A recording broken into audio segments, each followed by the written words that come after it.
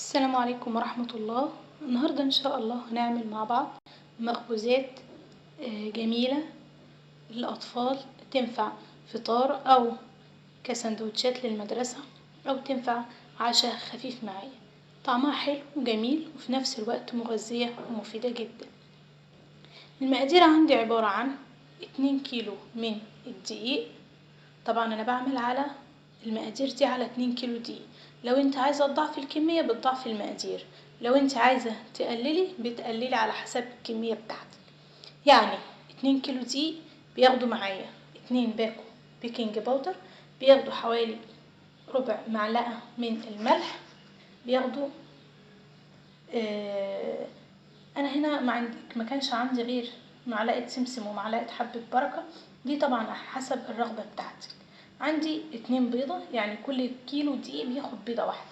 عندي هنا كان متوفر عندي معلقة كبيرة من القشطة برضو هستخدمها، عندي كوباية من السكر، عندي 2 كوباية من الزبادي، وعندي هنا الزيت هاخد حوالي كوباية ونص من الزيت وهكملها بالزبدة. بس انا الزبدة ضفتها على اللبن وبدفيهم مع بعض هما الاتنين.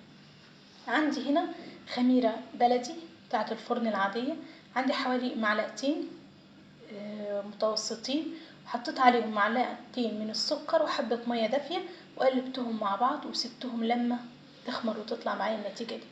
لو انت هتستخدمي الخميرة الفورية ممكن هتستخدمي على الكيلو حوالي معلقة ونص من الخميرة الفورية، يعني ال2 كيلو هاخد فيهم 3 معالق من الخميرة.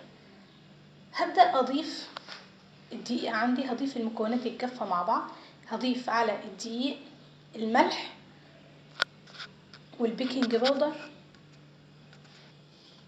هنا يا جماعة ضفت الملح والبيكنج باودر المكونات الجافة، وهضيف كمان السمسم وحبة البركة، وهبدأ أقلب كل المكونات الجافة مع بعض اللي هو الملح والدقيق والبيكنج باودر والسمسم وحبة البركة، هقلبهم كلهم مع بعض كويس. بعد ما قلبت كل المكونات الجافة مع بعض هبدأ هنا أضيف حبتين البيض وهقلبهم برضو كويس مع بعض. هنا بدأت أقلب البيض على الدقيق، ويا ريت يا جماعة أي مكونات هستعملها في العجن تكون طالعة بره التلاجة، يعني تكون بدرجة حرارة الغرفة، لأن ده بيأثر على تخمير العجينة. اقلبها كويس زي ما احنا شايفين مع الدقيق كله، بحيث ان انا اخليها تمتزج حبتين البيض مع كل الدقيق اللي موجود عندي. هنا يا جماعة انا ضفت السكر عندي، ومعلش انا اسفة المفروض السكر كنت ضفته قبل البيض، بس مش مشكلة. ضفت السكر اللي هو كوباية السكر عندي وهقلبها كويس. هنا بعد ما ضفت كوبايتين السكر وقلبتهم كويس هبدأ اضيف عندي الخميرة بتاعتي وهقلب برضو المكونات بيها كويس جدا.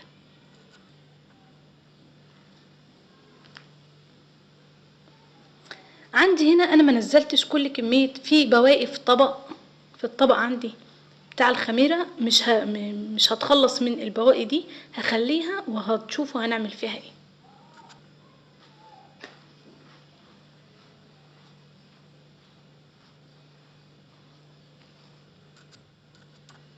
هنا يا جماعة بعد ما قلبت الخميرة زي ما احنا شايفين كده كويس مع الدقيق، هبدأ اضيف كوبايتين الزبادي ومعلقة القشطة وهقلب كله مع بعض. هنا يا جماعة عندي بعد ما قلبت الزبادي والقشطة على الدقيق هبدأ اضيف اللبن في نفس الكوباية اللي انا استخدمت بيها السكر، بدأت اضيف فيها اللبن اللي انا كنت مدفياه، واستخدمت نفس الكوباية نفسها لان انا بحب وانا بعمل اي حاجة في المطبخ اقلل على قد ما اقدر من المواعين. ابدا اضيف اللبن، هو طبعا الكميه الصفراء اللي من فوق دي اللي هي الزبده، لان انا حاطه اللبن على الزبده مع بعض. هبدا اضيف كوبايه من اللبن وهقلب وهشوف هاخد كام كوبايه من اللبن. هنا يا جماعه بعد انا ما ضفت كوبايه اللبن لسه العجينه محتاجه كمية سوائل تاني، فهضيف نص يعني هنا نص كوباية بس، النص الكوباية التانية دي مش هضيفها على طول. احنا اتفقنا ان انا مش هتخلص من الطبق باقي الخميرة، هضيف عليه هنا اللبن على اساس ان انا استفاد من كل كمية الخميرة بتاعتي. هضيف عليه هنا اللبن وهاخد الطبق ده هضيفه على العجينة عندي وهقلب ونشوف. هنا يا جماعة انا احتجت معايا حوالي كوباية ونص من اللبن تاني، ضفتهم على العجين. واثناء العجن زي ما احنا شايفين المفروض ببقى ماسكة بايد الطبق اللي انا بعجن فيه، والايد والف بايد التانية، ايد بتعجن وايد ماسكة زي ما احنا شايفين كده. هبدأ اعجن معاكم. طبعا الزيت عندي حطيت هنا الزبدة، لكن الزيت هحطه في الاخر خالص بعد ما اخلص العجين، واشوف ان انا هحتاج اكتر من 3 كوبايات من اللبن او هستكفى كده. طبعا كمية اللبن عندي او كمية السوائل دي بتعتمد على نوع الدقيق اللي انا بستخدمه. ويا جماعة يا ريت قبل ما نستخدم الدقيق ايا كان نوعه ايه لازم ننخله كويس، على اساس ان انا بدخل كمية هواء للدقيق، فده بيأثر على العجينة عندي، بيخليها لي تبقى هشة وتبقى جميلة.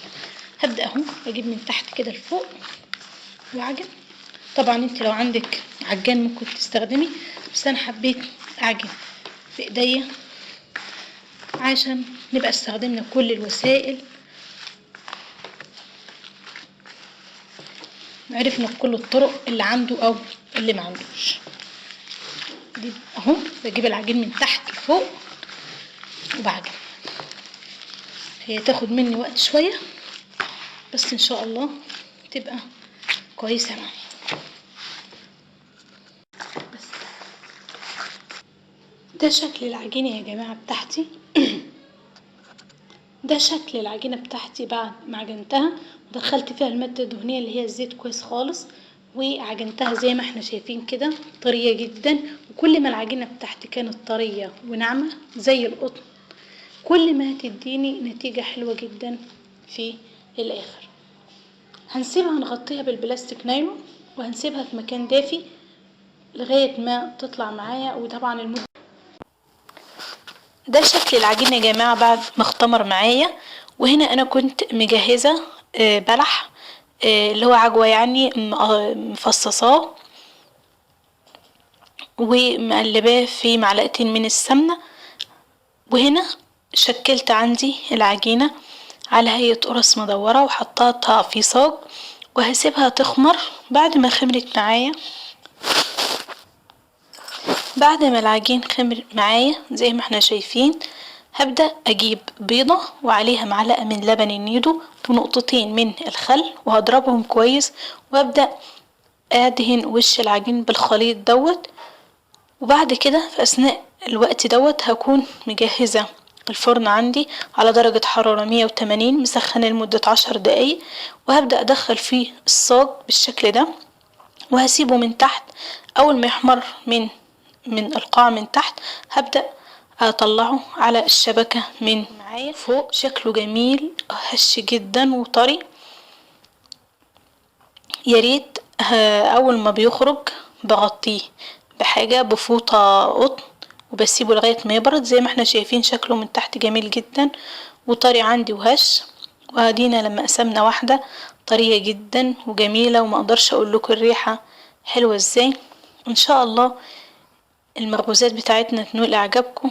والسلام عليكم ورحمة الله وبركاته.